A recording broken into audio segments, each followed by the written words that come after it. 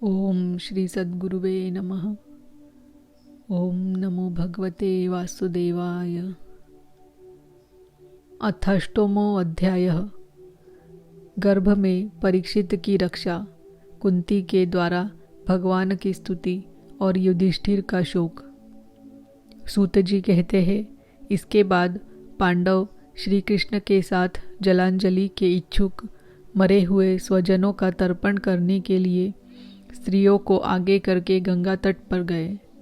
वहाँ उन सब ने मृत बंधुओं को जलदान किया और उनके गुणों का स्मरण करके बहुत विलाप किया। तदनंतर भगवान के चरण कमलों की धूलि से पवित्र गंगा जल में पुनः स्नान किया। वहाँ अपने भाइयों के साथ कुरुपति महाराज युधिष्ठिर, धृतराष्ट्र, पुत्र शोक से व्याकुल गांधारी, कुंती और द्रौपदी सब बैठकर मरे हुए स्वजनों के लिए शोक करने लगे। भगवान श्री कृष्ण ने धौम्यादि मुनियों के साथ उनको सांत्वना दी और समझाया कि संसार के सभी प्राणी काल के अधीन हैं, मौत से किसी को कोई बचा नहीं सकता। इस प्रकार भगवान श्री कृष्ण ने अजातशत्रु महाराज युधिष्ठिर को उनका वह राज्य जो धूर्तों ने छल से छीन लिया था वापस दिलाया तथा द्रौपदी के केशों का स्पर्श करने से जिनकी आयु क्षीण हो गई थी उन दुष्ट राजाओं का वध कराया। साथ ही युधिष्ठिर के द्वारा उत्तम सामग्रियों से तथा पुरोहितों से 3 अश्वमेध यज्ञ कराए।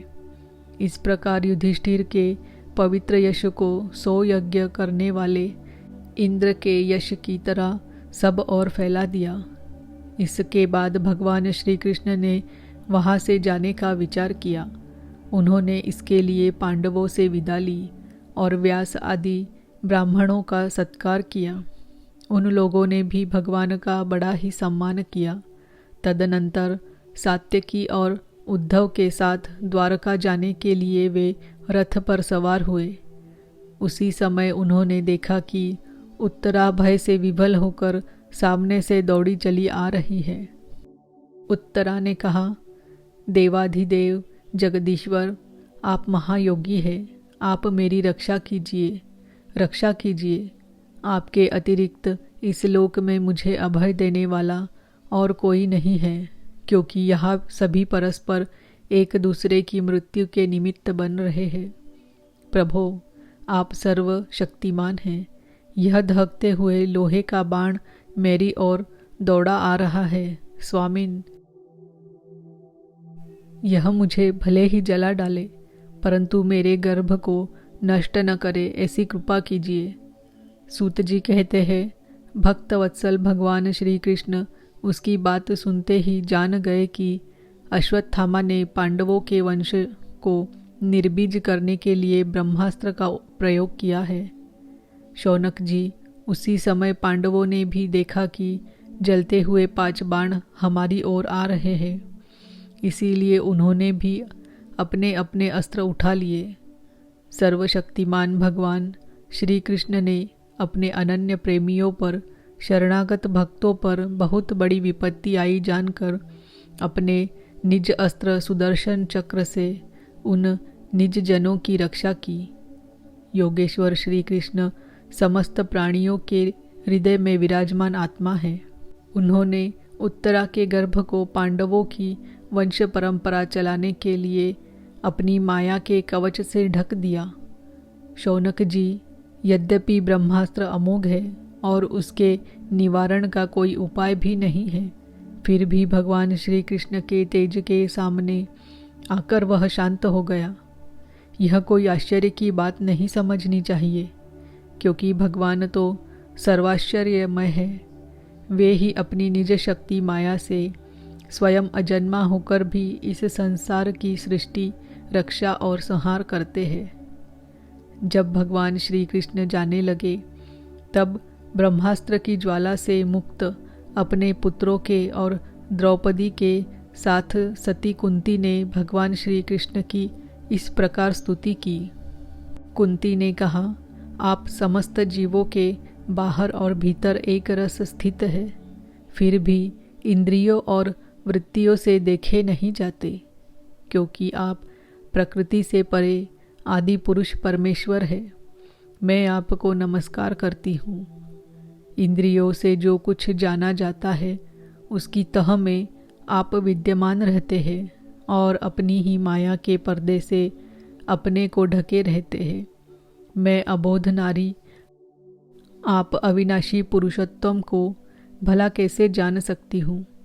जैसे मूढ़ लोग दूसरा भेष धारण किए हुए नट को प्रत्यक्ष देखकर भी नहीं पहचान सकते, वैसे ही आप दिखते हुए भी नहीं दिखते। आप शुद्ध हृदय वाले विचारशील जीवन मुक्त परम हंसों के हृदय में अपनी प्रेममयी भक्ति का सृजन करने के लिए अवतीर्ण हुए हैं। फिर हम अल्पबुद्धि स्त्रियां आपको कैसे पहचान सकती है। आप श्री कृष्ण वासुदेव देवकी नंदन नंद गोप के लाडले लाल गोविंद को हमारा बारंबार प्रणाम है, जिनकी नाभि से ब्रह्मा का जन्म स्थान कमल प्रकट हुआ है, जो सुंदर कमलों की माला धारण करते हैं, जिनके नेत्र कमल के समान विशाल और कोमल है, जिनके चरण कमलों में कमल का चिन्ह है। श्री कृष्ण, ऐसे आपको मेरा बार बार नमस्कार है। ऋषिकेश, जैसे आपने दुष्ट कंस के द्वारा कैद की हुई और चिरकाल से शोकग्रस्त देवकी की रक्षा की थी, वैसे ही पुत्रों के साथ मेरी भी आपने बार बार विपत्तियों से रक्षा की है। आप ही हमारे स्वामी हैं, आप सर्वशक्तिमान हैं। श्री कृष्ण, कहाँ तक गिनाऊं। विष से, लाक्षागृह की भयानक आग से, हिडिंब आदि राक्षसों की दृष्टि से, दुष्टों की द्यूत सभा से, वनवास की विपत्तियों से और अनेक बार के युद्धों में अनेक महारथियों के शस्त्रास्त्रों से और अभी अभी इस अश्वत्थामा के ब्रह्मास्त्र से भी आपने ही हमारी रक्षा की है। जगत गुरु, हमारे जीवन में सर्वदा पद पद पर विपत्तियाँ आती ही रहे, क्योंकि विपत्तियों में ही निश्चित रूप से आपके दर्शन हुआ करते हैं और आपके दर्शन हो जाने पर फिर जन्म मृत्यु के चक्कर में नहीं आना पड़ता। ऊंचे कुल में जन्म, ऐश्वर्य, विद्या और संपत्ति के कारण जिसका घमंड बढ़ रहा है, वह मनुष्य तो आपका नाम भी नहीं ले सकता है, क्योंकि आप तो उन लोगों को दर्शन देते हैं जो अकिंचन है। आप निर्धनों के परम धन है। माया का प्रपंच आपका स्पर्श भी नहीं कर सकता। आप अपने आप में ही विहार करने वाले परम शांत रूप है। आप ही कैवल्य मोक्ष के अधिपति है। आपको मैं बार बार नमस्कार करती हूँ। मैं आपको अनादि अनंत सर्वव्यापक सबके नियंता काल रूप परमेश्वर समझती हूँ।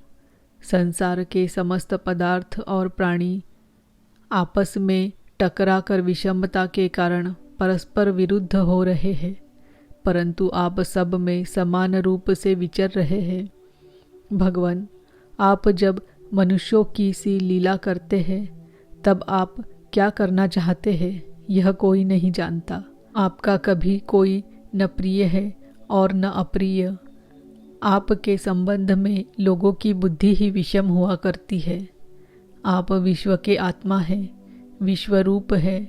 न आप जन्म लेते हैं और न कर्म ही करते हैं, फिर भी पशु पक्षी मनुष्य ऋषि जलचर आदि में आप जन्म लेते हैं और उन योनियों के अनुरूप दिव्य कर्म भी करते हैं। यह आपकी लीला ही तो है। जब बचपन में आपने दूध की मटकी फोड़कर यशोदा मैया को खिजा दिया था और उन्होंने आपको बांधने के लिए हाथ में रस्सी ली थी, तब आपकी आंखों में आंसू छलक आए थे।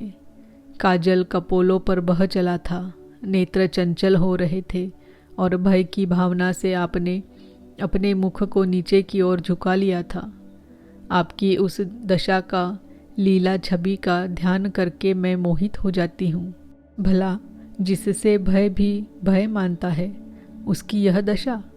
आपने अजन्मा होकर भी जन्म क्यों लिया है, इसका कारण बतलाते हुए कोई कोई महापुरुष यो कहते हैं कि जैसे मलयाचल की कीर्ति का विस्तार करने के लिए उसमें चंदन प्रकट होता है, वैसे ही अपने प्रिय भक्त पुण्य श्लोक राजा यदु की कीर्ति का विस्तार करने के लिए ही आपने उनके वंश में अवतार ग्रहण किया है। दूसरे लोग यो कहते हैं कि वसुदेव और देवकी ने पूर्व जन्म में सूतपा और पृश्नि के रूप में आपसे यही वरदान प्राप्त किया था, इसीलिए आप अजन्मा होते हुए भी जगत के कल्याण और दैत्यों के नाश के लिए उनके पुत्र बने हैं। कुछ और लोग यो कहते हैं कि यह पृथ्वी दैत्यों के अत्यंत भार से समुद्र में डूबते हुए जहाज की तरह डगमगा रही थी, पीड़ित हो रही थी। तब ब्रह्मा की प्रार्थना से उसका भार उतारने के लिए ही आप प्रकट हुए हैं। कोई महापुरुष यो कहते हैं कि जो लोग इस संसार में अज्ञान, कामना और कर्मों के बंधन में जकड़े हुए पीड़ित हो रहे हैं, उन लोगों के लिए श्रवण और स्मरण करने योग्य लीला करने के विचार से ही आपने अवतार धारण किया है। भक्तजन बार बार आपके चरित्र का श्रवण, गान, कीर्तन एवं स्मरण करके आनंदित होते रहते हैं। वे ही अविलंब आपके उस चरण कमल का दर्शन कर पाते हैं जो जन्म मृत्यु के प्रवाह को सदा के लिए रोक देता है। भक्त वाच्छा कल्पतरु प्रभो, क्या अब आप अपने आश्रित और संबंधी हम लोगों को छोड़कर जाना चाहते हैं? आप जानते हैं कि आपके चरण कमलों के अतिरिक्त हमें और किसी का सहारा नहीं है। पृथ्वी के राजाओं के तो हम यो ही विरोधी हो गए हैं। जैसे जीव के बिना इंद्रिया शक्तिहीन हो जाती है, वैसे ही आपके दर्शन बिना यदुवंशियों के और हमारे पुत्र पांडवों के नाम तथा रूप का अस्तित्व ही क्या रह जाता है। गदाधर, आपके विलक्षण चरण चिन्हों से चिन्हित यह कुरुजांगल देश की भूमि आज जैसी शोभायमान हो रही है, वैसी आपके चले जाने के बाद न रहेगी। आपकी दृष्टि के प्रभाव से ही यह देश पकी हुई फसल तथा लता वृक्षों से समृद्ध हो रहा है। ये वन, पर्वत, नदी और समुद्र भी आपकी दृष्टि से ही वृद्धि को प्राप्त हो रहे हैं। आप विश्व के स्वामी हैं, विश्व के आत्मा है और विश्वरूप है। यदुवंशियों और पांडवों में मेरी बड़ी ममता हो गई है। आप कृपा करके स्वजनों के साथ जोड़े हुए इस स्नेह की दृढ़ फांसी को काट दीजिए।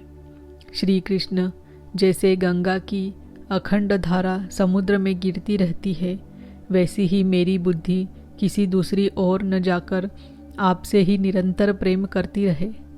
श्री कृष्ण, अर्जुन के प्यारे सखा, यदुवंश शिरोमणे, आप पृथ्वी के भार रूप राजवेशधारी दैत्यों को जलाने के लिए अग्नि स्वरूप है। आपकी शक्ति अनंत है। गोविंद, आपका यह अवतार गौ, ब्राह्मण और देवताओं का दुख मिटाने के लिए ही है। योगेश्वर, चराचर के गुरु भगवान, मैं आपको नमस्कार करती हूँ। सूत जी कहते हैं, इस प्रकार कुंती ने बड़े मधुर शब्दों में भगवान की अधिकांश लीलाओं का वर्णन किया। यह सब सुनकर भगवान श्री कृष्ण अपनी माया से उसे मोहित करते हुए से मंद मंद मुस्कुराने लगे।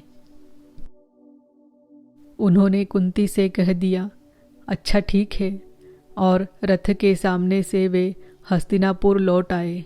वहाँ कुंती और सुभद्रा आदि देवियों से विदा लेकर जब वे जाने लगे, तब राजा युधिष्ठिर ने बड़े प्रेम से उन्हें रोक लिया।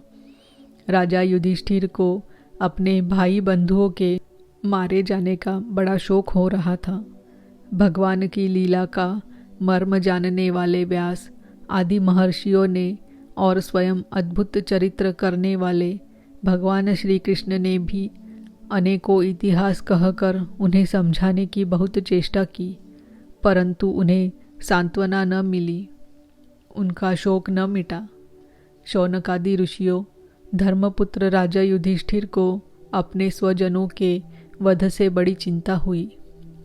वे अविवेक युक्त चित्त से स्नेह और मोह के वश में होकर कहने लगे, भला मुझ दुरात्मा के हृदय में बद्धमूल हुए इस अज्ञान को तो देखो।